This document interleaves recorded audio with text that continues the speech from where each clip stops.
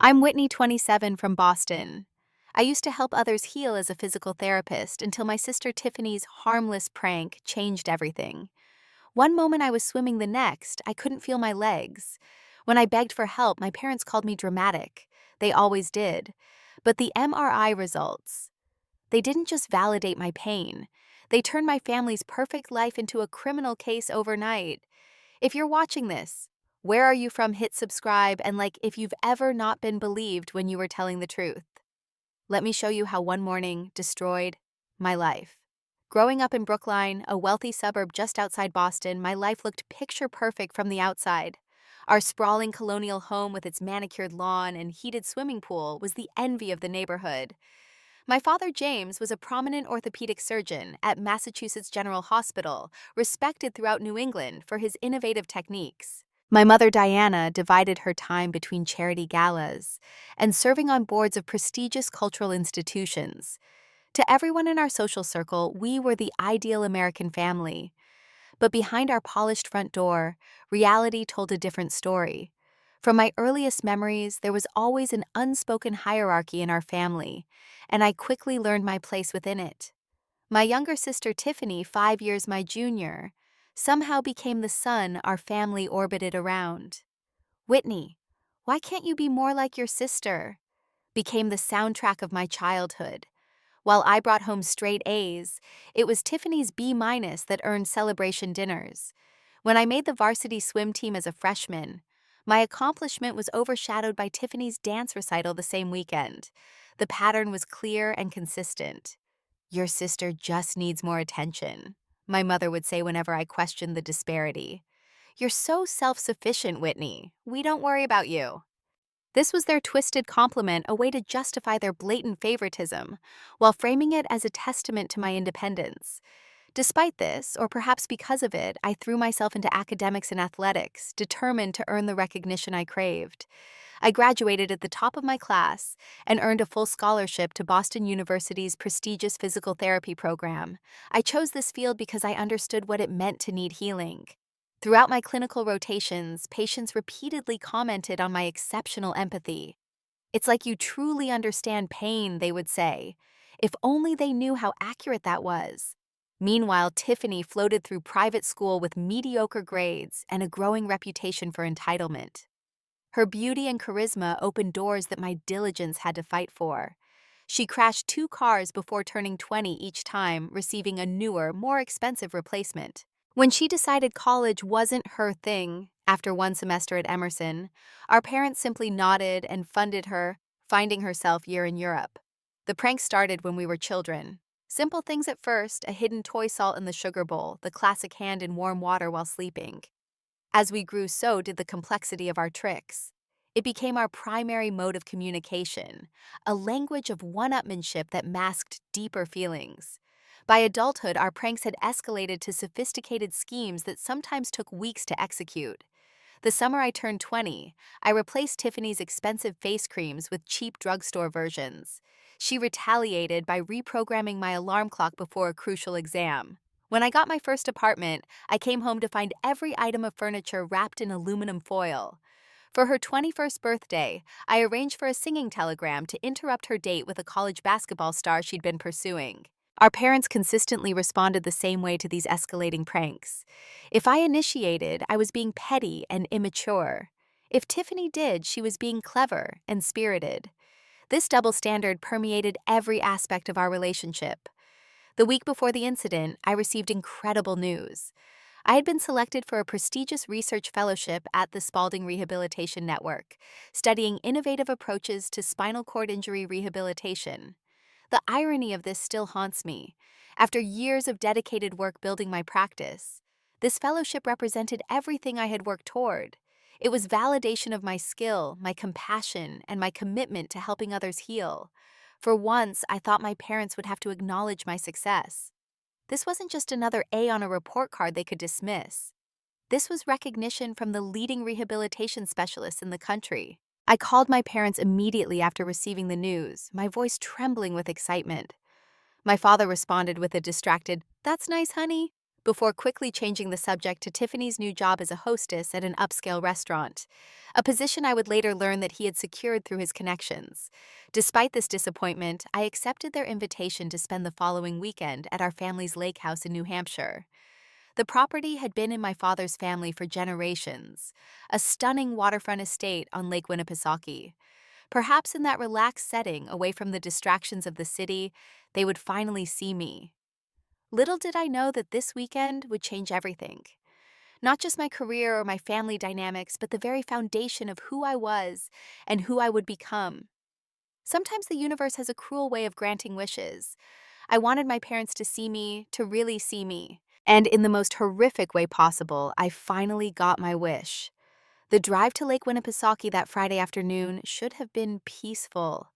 The early June weather was perfect warm sunshine filtering through the trees lining the interstate, but my stomach was in knots. Despite years of disappointment, I still harbored that childish hope that this time would be different. This time, my achievements would matter. I arrived first, unlocking the lake house with the hidden key and breathing in the familiar scent of pine and old wood. The three-story home faced west over the water, with a private dock extending into the deep, clear lake. Floor-to-ceiling windows captured the breathtaking view, and a wraparound deck provided the perfect spot for morning coffee or evening cocktails. This place held so many memories, both sweet and bitter.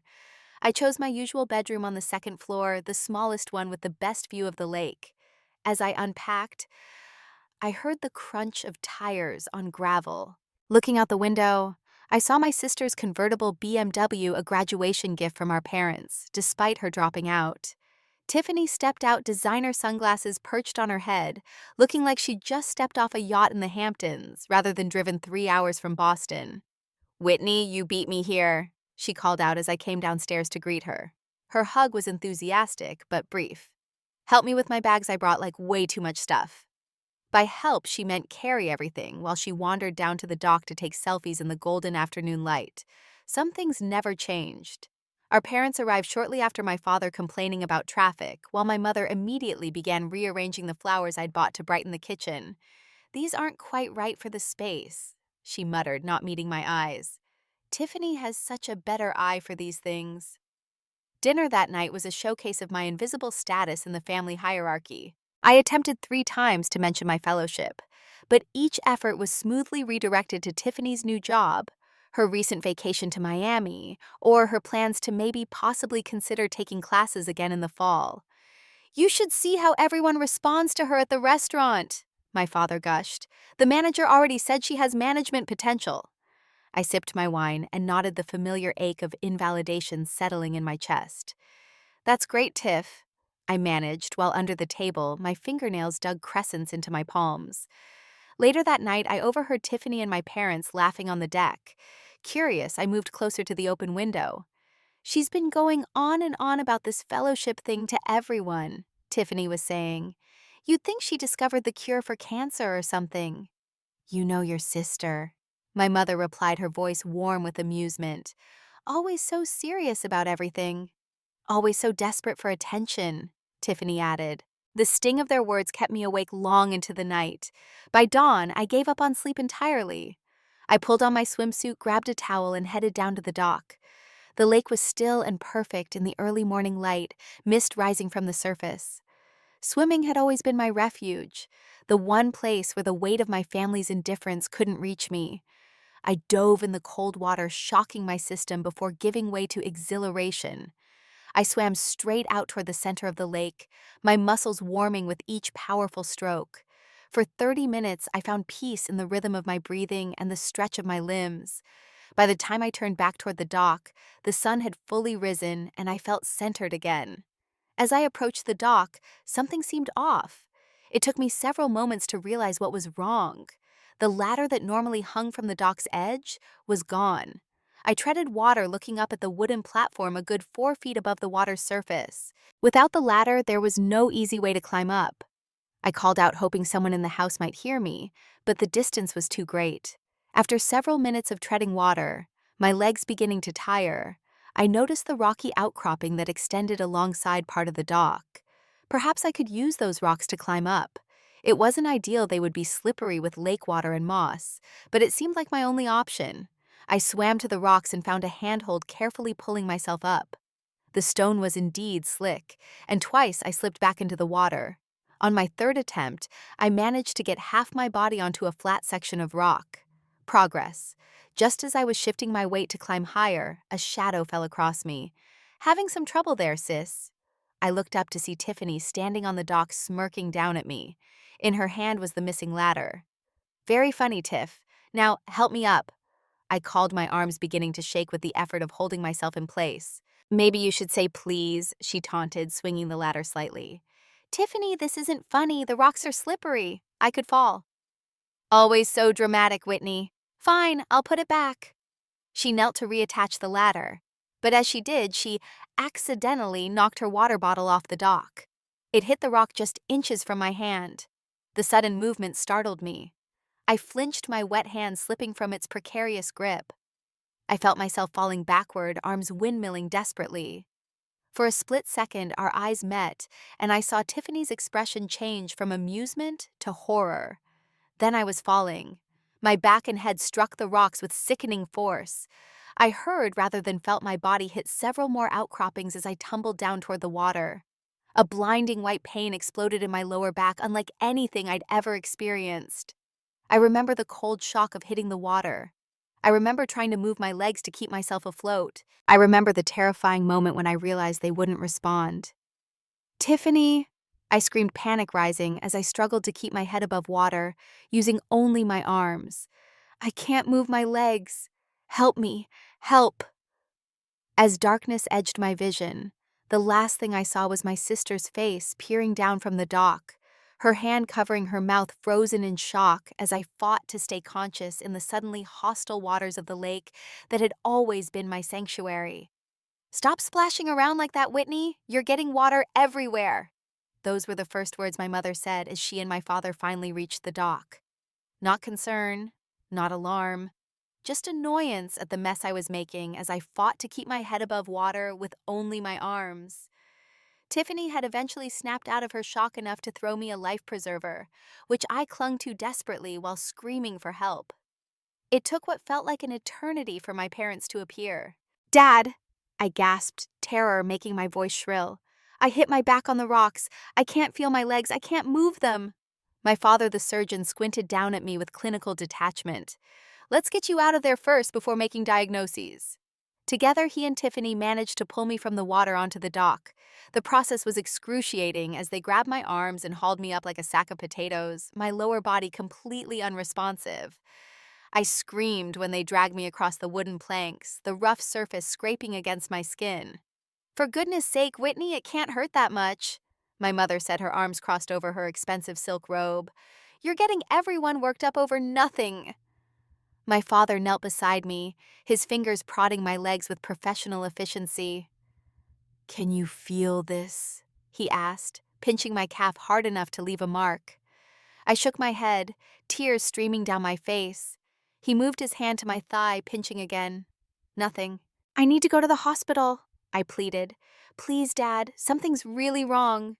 He stood up, brushing off his hands. "You've had a shock and probably a bruise to your lower back. But there's no reason to rush to the ER. The nearest decent hospital is over an hour away, and they'll just tell you the same thing I am. Rest ice and stop catastrophizing." "But I can't move my legs." My voice broke on the last word. "The human body has remarkable protective mechanisms," he explained in the same tone he probably used with hypochondriac patients. "Temporary loss of sensation is common after a fall. Your nerves are in shock. Give it a few hours." Tiffany hovered nearby, her earlier horror now replaced with a strange defensiveness. "I was just playing a prank, Whitney. I didn't mean for you to fall." "You took the ladder," I said incredulously. "What did you think would happen?" "I thought you'd call for help and look silly for a few minutes. I was going to put it right back." "It's not my fault you tried to climb up the rocks instead." My mother put an arm around Tiffany's shoulders. "It was just a bit of fun that went wrong. No one's blaming you, sweetheart." I couldn't believe what I was hearing. I literally can't move or feel half my body, and no one's taking this seriously. "There you go again." My mother sighed, exchanging a knowing look with my father. always making mountains out of molehills. Remember when she was convinced she had appendicitis, James? And it turned out to be gas. My father chuckled. Or the time she thought she broke her wrist. And it was just a sprain, my mother finished. They were referring to incidents from my childhood. When I was 9, I'd complained of severe abdominal pain for 3 days before collapsing at school. The emergency appendectomy came just hours before my appendix would have ruptured, according to the surgeon. At 12, I'd fallen from my bike and cried about my wrist, only to be told I was exaggerating. 3 days later, when the swelling wouldn't subside, an X-ray revealed a hairline fracture. But in my family's revisionist history, these were examples of my dramatic nature, not their medical neglect. My father and Tiffany half carried, half dragged me back to the house, my legs trailing uselessly behind me. They deposited me on the living room couch with an ice pack and some ibuprofen. "Rest here. You'll be fine by dinner," my father pronounced before heading upstairs to shower. Throughout the day, my condition didn't improve. The lack of sensation progressed slightly upward, and I developed excruciating pain in my lower back. Each time I expressed concern, I was met with eye rolls and dismissals. "Maybe you should have gone into acting instead of physical therapy," Tiffany remarked after I cried out from a particularly sharp pain. "You're really selling this." By late afternoon, I was alone in the living room, everyone else having gone out on the boat for a pleasure cruise.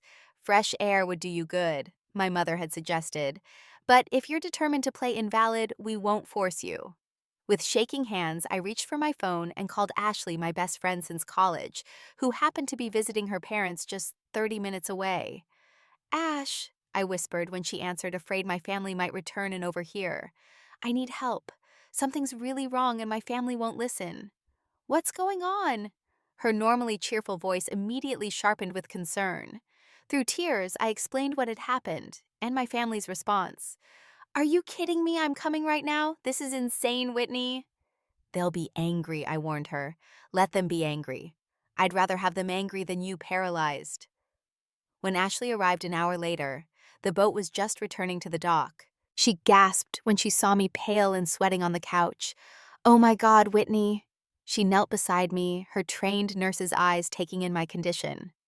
"Have you had any medical attention at all?"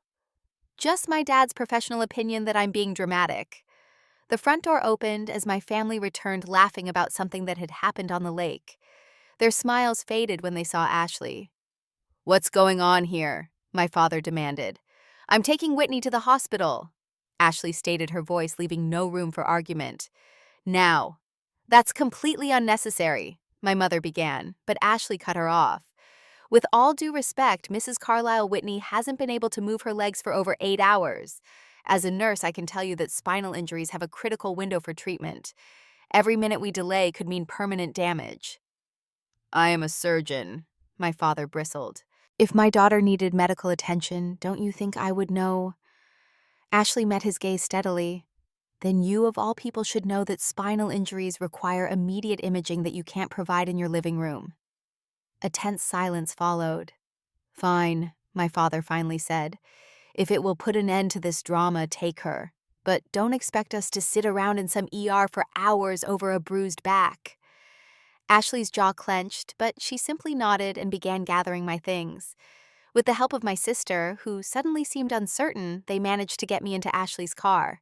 As we pulled away from the house, I saw my parents standing on the porch, their expressions a mix of annoyance and something that looked almost like fear.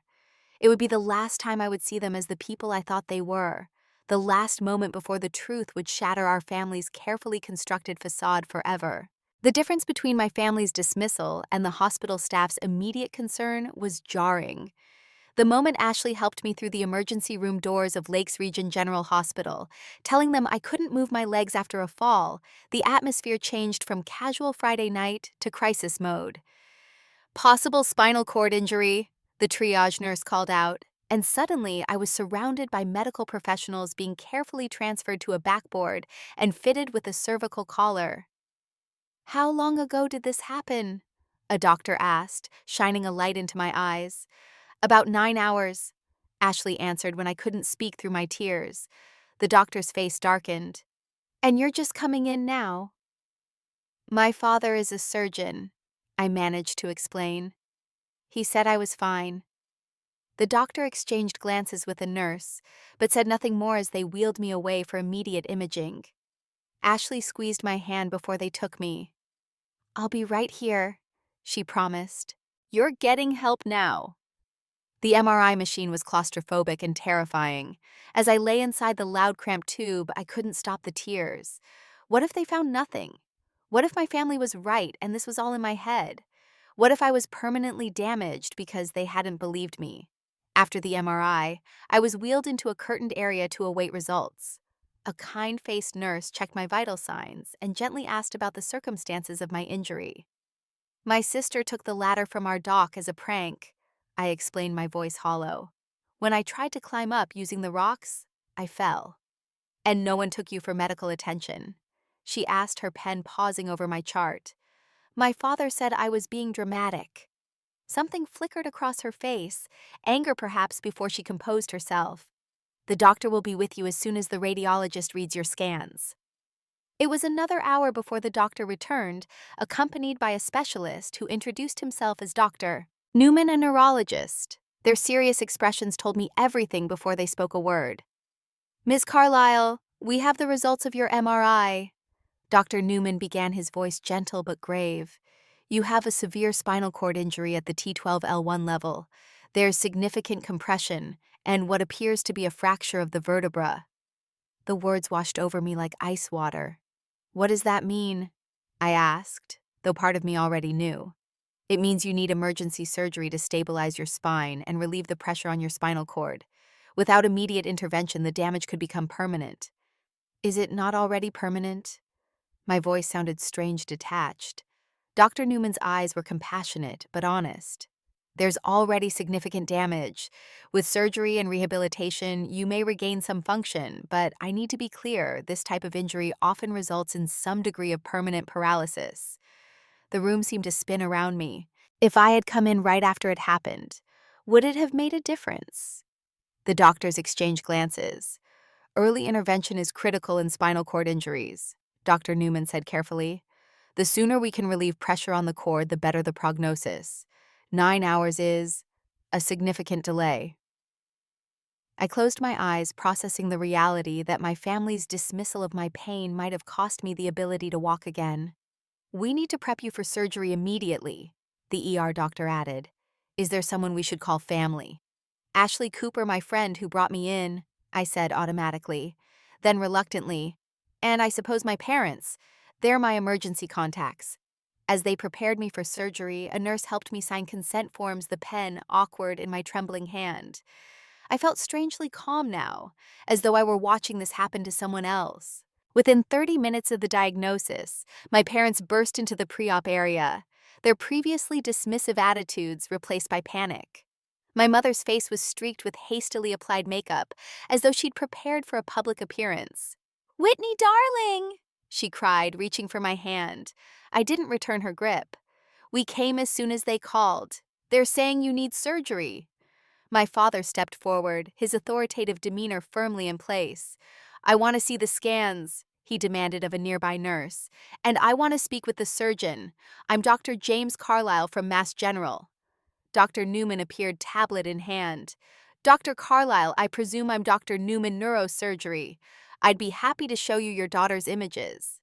He pulled up my MRI scans, and even with my limited medical knowledge, I could see the moment my father's professional confidence crumbled. The damage was unmistakable even to my untrained eye. A glaring white area where my vertebra had fractured and was now compressing my spinal cord. "This," Dr. Newman pointed to the screen, "is a burst fracture of the T12 vertebra with significant displacement and compression of the spinal cord. The cord itself shows signs of edema and contusion extending several segments. Given the mechanism of injury, a fall onto rocks from height, and the presentation, this is exactly what we would expect to see." My father's face had gone ashen. "And the delay in treatment," he asked, his voice barely audible, "has almost certainly exacerbated the injury," Dr. Newman confirmed. "The ongoing compression for 9 hours has likely caused additional damage that might have been prevented with immediate intervention." I watched as the full weight of what had happened, what they had allowed to happen, settled onto my parents. My mother began to sob loud theatrical cries that seemed more appropriate for an audience than a hospital room. I need to ask, Dr. Newman continued, his voice now taking on a different, more formal tone, why there was such a significant delay in seeking medical attention for what was clearly a serious traumatic injury. Before my father could formulate a response, I spoke up. They thought I was faking it, I said clearly. They left me on the couch while they went boating. Dr. Newman's expression remained neutral, but his next words were carefully measured. Ms. Carlisle, as healthcare providers, we are mandated reporters. Given the circumstances of your injury and the delay in treatment, we are obligated to file a report with the appropriate authorities. What? That's absurd, my father sputtered. This was a simple misunderstanding. Medical neglect isn't a misunderstanding, Dr. Carlisle, Dr. Newman replied. But that's not my determination to make. Right now, our priority is getting your daughter into surgery. As they began to wheel me toward the operating room, I caught a final glimpse of my parents. They stood frozen in the hallway, my mother still crying and my father staring at the floor, the prestigious surgeon suddenly looking small and lost. The last thought I had before the anesthesia took hold was that for the first time in my life, my pain was finally being taken seriously. It had only cost me the ability to walk.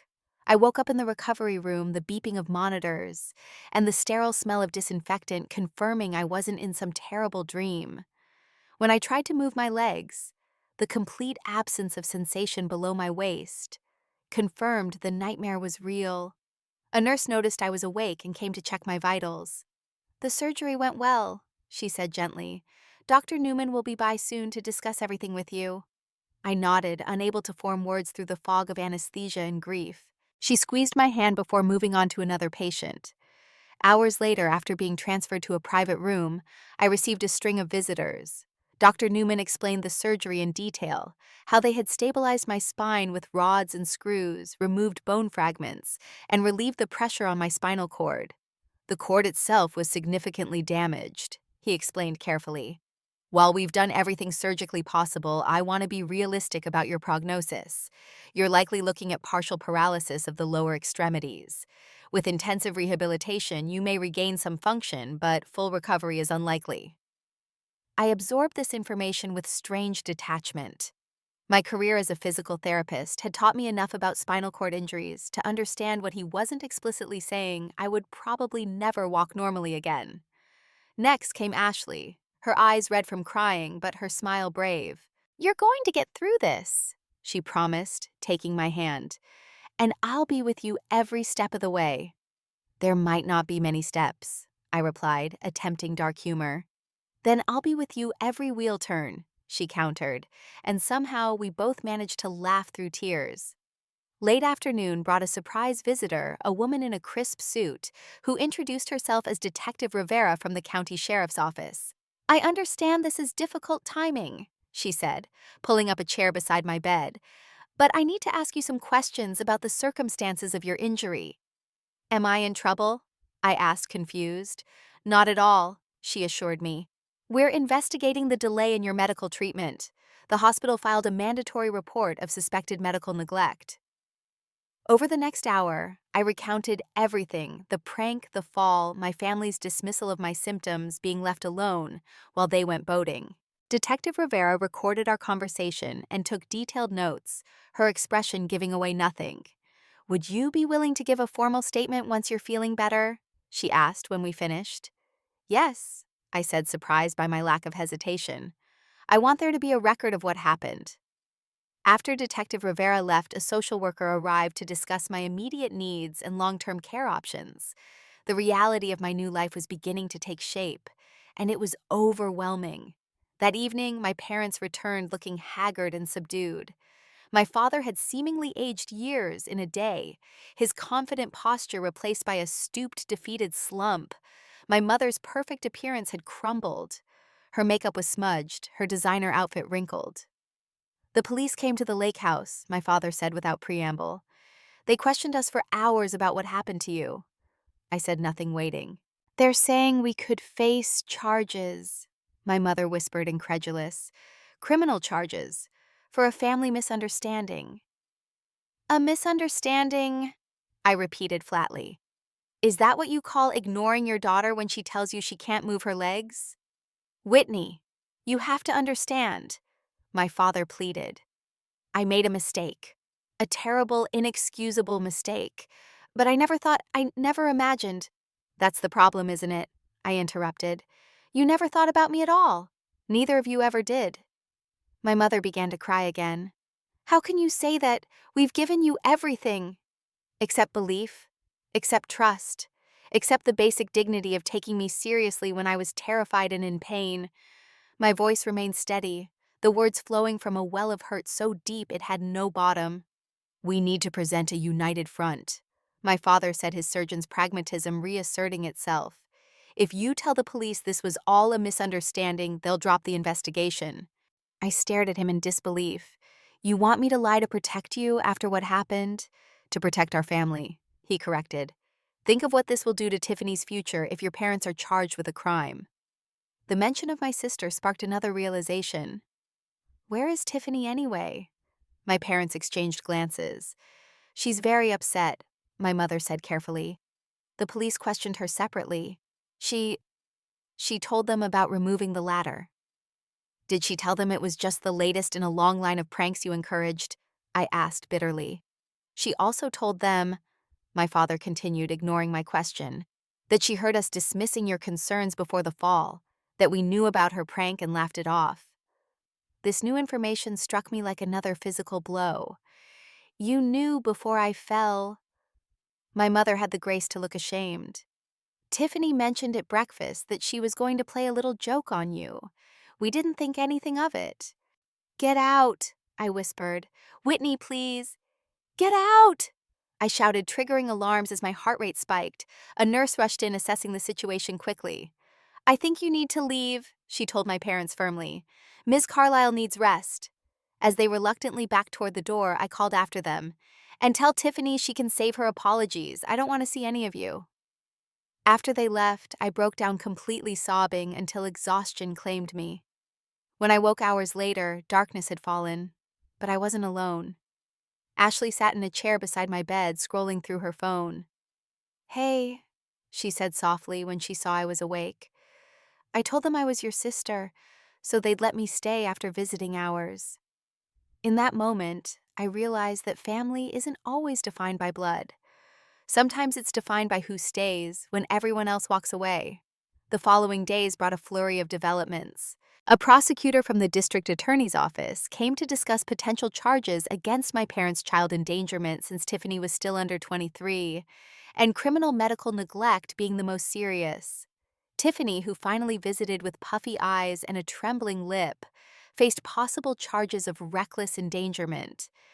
Meanwhile, I began the grueling process of adapting to my new reality. Physical therapists taught me how to move and transfer myself. Occupational therapists discussed modifications to help me live independently. Social workers outlined disability benefits and resources. Through it all, I wrestled with an impossible decision: should I support the prosecution of my own family? One evening, as I struggled through exercises in the rehabilitation gym, my father appeared in the doorway looking tentative. Whitney, we need to talk, he said, stepping inside. My physical therapist glanced at me questioningly. I nodded, and she discreetly moved to work with another patient. My father pulled up a chair, sitting eye level with me in my wheelchair. Your mother and I have discussed everything, and we want to make this right. We've set up a trust fund for your care, $5 million. Enough to cover the best rehabilitation, home modifications, specialized equipment, anything you need. I stared at him speechless. Additionally, we're prepared to sign over the lake house to you. It would need renovations to be accessible, of course, but… Stop, I finally managed. You think you can buy your way out of this? I'm trying to take responsibility, he insisted, to provide for your needs. My needs. My need was to be believed 9 hours before I got to the hospital. My need was for parents who saw me as a person worthy of basic human concern. You can't write a check to fix that. Then what do you want? He asked, frustration edging into his voice. I looked him directly in the eyes. I want justice. I want accountability. I want you and Mom and Tiffany to face the consequences of your actions, just like I'm facing the consequences of your neglect every single day in this wheelchair." He flinched as though I'd slapped him. "You would send your own parents to jail. You were willing to let your own daughter suffer permanent disability rather than admit you might be wrong," I countered. "So, yes, I would." As he left, shoulders slumped in defeat, I felt no satisfaction, only a hollow certainty that I was finally standing up for myself, even if I would never physically stand again. The preliminary hearing came 3 weeks later. Still in the hospital's rehabilitation unit, I was granted permission to attend. Wheeled into the courtroom by Ashley, I faced my family across the aisle. My mother sobbed quietly, while my father stared straight ahead, his face a mask of professional detachment. Tiffany, seated slightly apart with her own attorney, couldn't seem to look at me. The judge, a stern woman with piercing eyes, listened to the evidence presented by the prosecution. The hospital records my statement. Tiffany's confession about the prank statements from medical experts about the critical importance of early intervention in spinal injuries. When my father's attorney suggested that as a medical professional, Dr. Carlisle had made a judgment call based on his expertise, the judge's response was scathing. A judgment call that happened to align perfectly with a pattern of dismissing his daughter's concerns. A judgment call that conveniently allowed the family to continue their recreational activities rather than seek proper medical attention. She peered over her glasses. "I find that explanation not only insufficient, but offensive to this court's intelligence." By the end of the hearing, my parents were formally charged with criminal medical neglect and Tiffany with reckless endangerment. The judge set trial dates and released them on their own recognizance. As we left the courtroom, reporters clustered outside. The story had captured public attention, the prominent surgeon and socialite charged with neglecting their adult daughter after a prank gone wrong. Cameras flashed as I was wheeled past my new identity as a victim solidifying in the public consciousness. That night alone in my hospital room, I cried for everything I had lost, not just the use of my legs, but the illusion of family that I had clung to despite years of evidence to the contrary. The most painful realization wasn't that they had failed me in crisis. It was understanding that they had been failing me all along, and I had been too desperate for their approval to see it. The rehabilitation facility became my home for the next 4 months, nestled in the suburbs of Boston's Spalding Rehabilitation Hospital. Ironically, the very institution where I had been accepted for a fellowship now served as both my prison and my path forward. My room overlooked Boston Harbor, the water a constant reminder of that fateful morning at the lake. Some days I couldn't bear to look at it. Other days I would spend hours watching the waves, finding strange comfort in the water's indifference to the human dramas that unfolded along its shores. The physical challenges were monumental. Learning to navigate the world from a wheelchair required rebuilding every aspect of my daily routine. Simple tasks like getting dressed, using the bathroom, or transferring from bed to chair became complex operations, requiring specific techniques and often assistance. "Today, we're going to work on managing curbs," my physical therapist Marcus announced one morning, wheeling a practice curb into the therapy gym. I stared at the 6-inch obstacle with a mix of determination and despair. Before my injury, I'd have stepped over it without a second thought. Now, it represented yet another barrier in a world suddenly filled with them. "I don't think I can do this," I admitted after my third failed attempt sent me rolling backward. "You said that about transfers last week," Marcus reminded me gently. "And now you're doing them independently." "This is different." "It's all different, Whitney. Your whole life is different. But different doesn't mean impossible." His words struck a chord. Different, not impossible. I took a deep breath and positioned my chair again.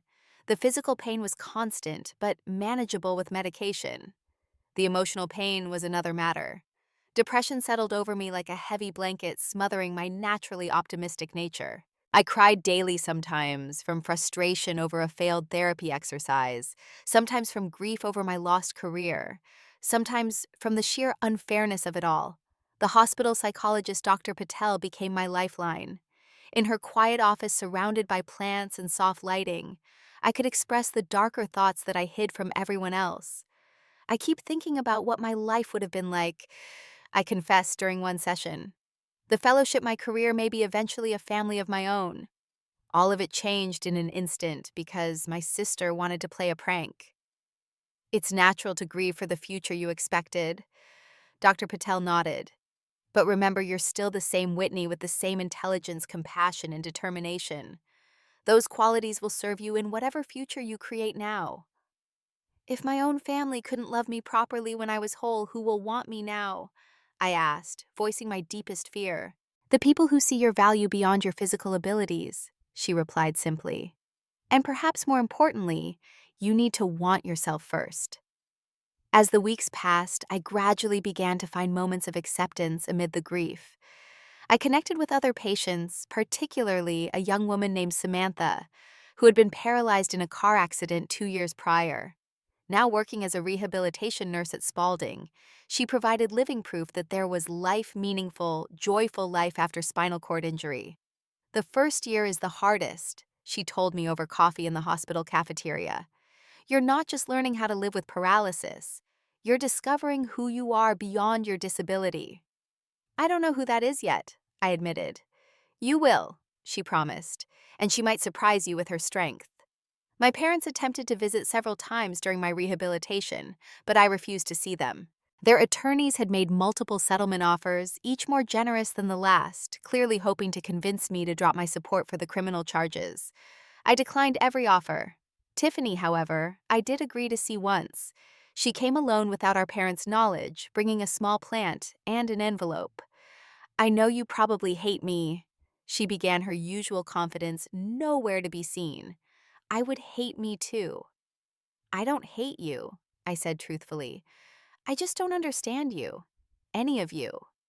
I've been in therapy, she said, fidgeting with the envelope, trying to understand why I always needed to tear you down. The therapist she thinks I was jealous, that I could sense Mom and Dad preferred me, but I knew deep down you were the better person, the smarter, kinder, more accomplished one, so I had to keep proving I had power over you. Her insight surprised me. And the prank at the lake. You had just gotten that fellowship. Everyone was talking about it. Your colleagues, even some of Dad's.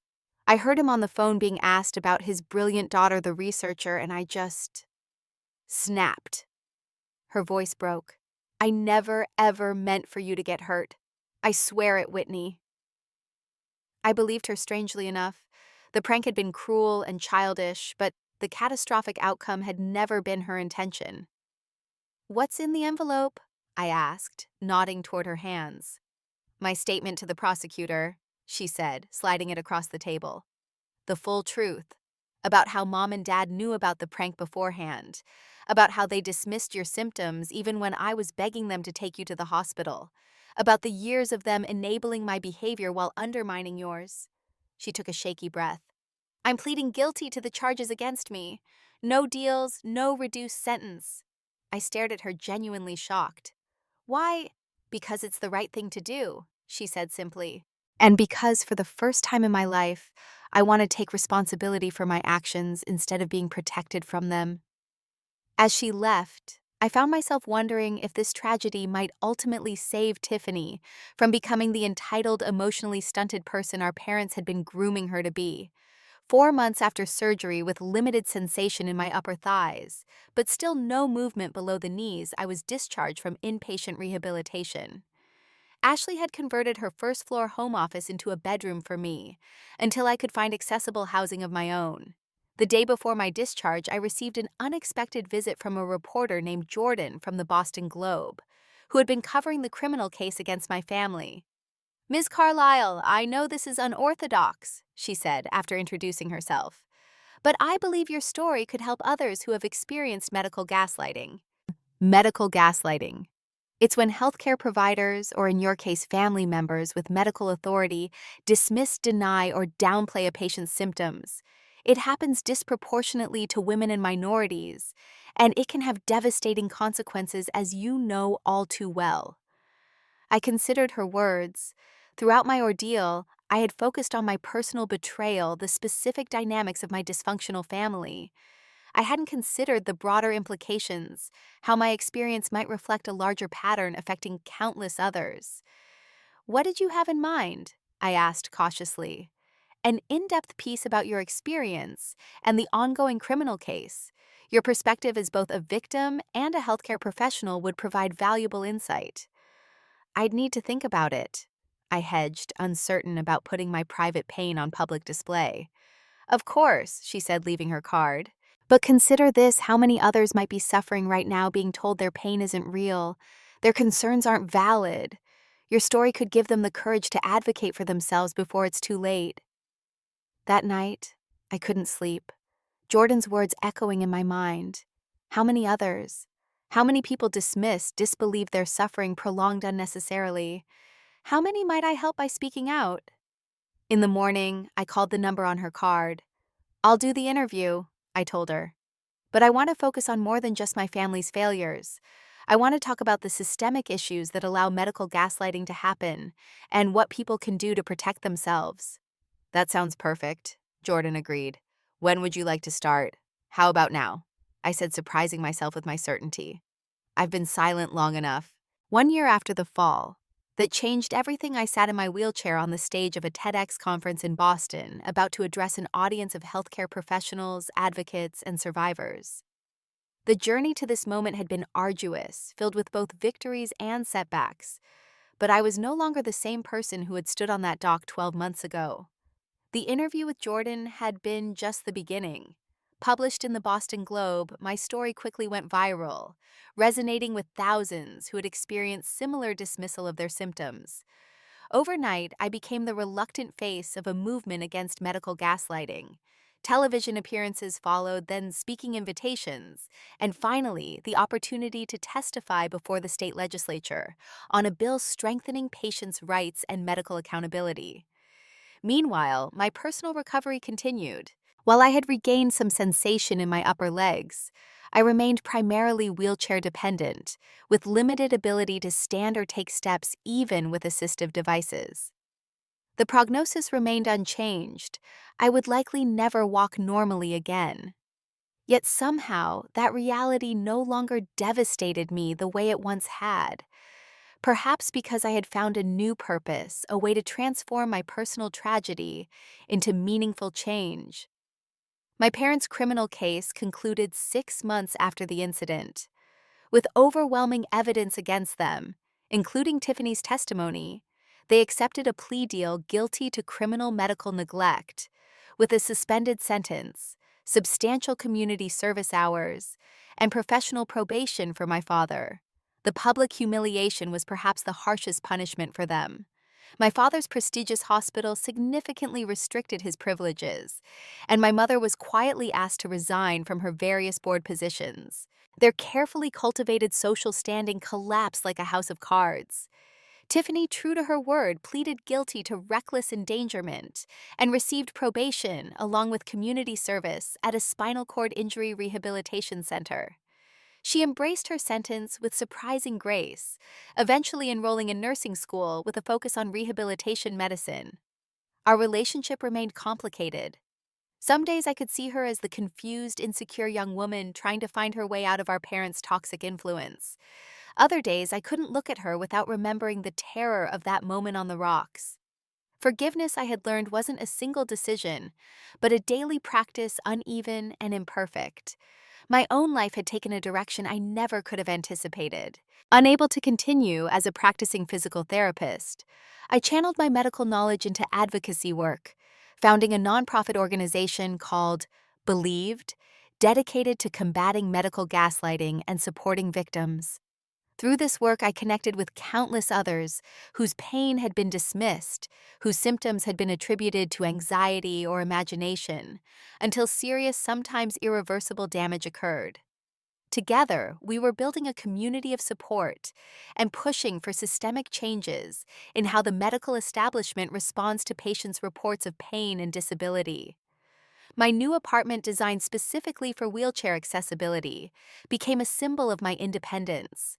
With wide doorways, lowered countertops, and a roll-in shower, it represented not just accommodation for my disability, but acceptance of my new reality. Perhaps most surprisingly, I had begun dating again. Michael, a disability rights attorney. I'd met through my advocacy work saw me not as broken or incomplete, but as exactly who I was meant to be. Our relationship was still new, but it had already taught me that my fears of being unlovable because of my disability were unfounded. As I looked out at the audience waiting for me to begin my talk, I felt a surge of gratitude for the unexpected gifts this terrible year had brought: genuine relationships, not based on performance or achievement work, that felt meaningful and necessary, and a sense of self-worth that no longer depended on external validation. Good afternoon. I began, my voice steady and clear. My name is Whitney Carlisle. A year ago, I was a physical therapist building a promising career. Today, I'm partially paralyzed due to a spinal cord injury that wasn't treated for 9 critical hours because my family, including my father, a surgeon, didn't believe me when I said I couldn't move my legs. A murmur ran through the audience. But I'm not here to talk about my family's failure. I'm here to talk about a broader systemic failure that affects thousands of patients every day. A failure to listen, to believe, to respect the lived experience of pain that only the person experiencing it can truly know. For the next 20 minutes, I shared not just my story, but the stories of others I had met through my work. The young woman whose multiple sclerosis was dismissed as anxiety for years. The man whose heart attack symptoms were attributed to indigestion until he collapsed in his doctor's office. The child whose parents were accused of Munchausen by proxy when they insisted something was seriously wrong, only to be vindicated when a rare disease was finally diagnosed. Medical gaslighting isn't just frustrating, I concluded. It can be deadly. It can alter the course of lives forever, as it did mine. But together we can change this culture. We can create a medical system where patients are partners in their care, where their experiences are valued as essential diagnostic information, and where "I believe you" are the first words a suffering person hears. The standing ovation that followed brought tears to my eyes. As people lined up afterward to share their own stories or ask how they could help, I felt a sense of purpose so profound it almost made the wheelchair beneath me seem incidental to who I had become. That evening, as I prepared for a small celebration dinner with friends, I received an unexpected text from Tiffany. "Saw a clip of your talk online. You were amazing. So proud of who you've become. So sorry for my part in getting you there. Love you, sis." I stared at the message, emotions swirling. After a long moment, I typed back, "Thank you. Some days I think everything happens for a reason. Other days that feels like bullshit. Today was a good day. Love you too." As I set down my phone, I caught my reflection in the mirror. There I was, still Whitney, fundamentally unchanged in all the ways that truly mattered. My body had been broken, but my spirit had been remade stronger and more authentic than before. I had lost the ability to walk, but I had found my voice, and somehow that felt like a fair trade. If you're watching this and you've ever been dismissed when you knew something was wrong with your body, I want you to know that I believe you. Your pain is real. Your experience matters, and you deserve to be heard. Have you ever had your concerns dismissed by someone who should have believed you? Share your story in the comments below. And if this resonated with you, please subscribe to my channel and hit the like button so others can find this message too. Remember, you know your body better than anyone else does. Trust yourself and never stop advocating for the care you deserve. Thank you for listening to my story.